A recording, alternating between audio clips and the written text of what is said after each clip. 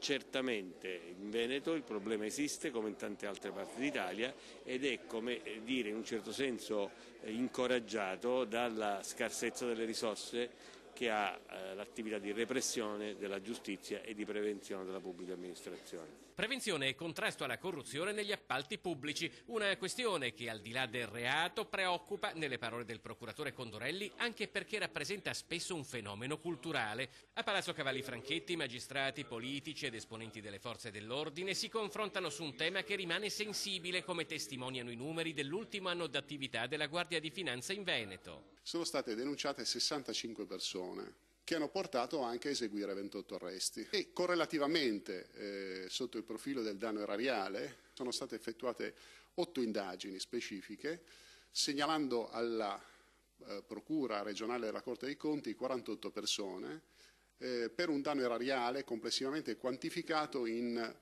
oltre 60 milioni di euro. Un campionario di malaffare che comprende anche gli accordi tra imprese per vincere la gara o gli appalti cuciti su misura da funzionari pubblici infedeli. L'incontro ha approfondito la semplificazione amministrativa e regolamentare introdotta dal nuovo codice degli appalti, una riforma promossa a metà. Si tratta di uno sforzo importante, ma probabilmente non ancora sufficiente, per affrontare un tema che certamente richiede una maturazione ben maggiore di quella che c'è in questo momento.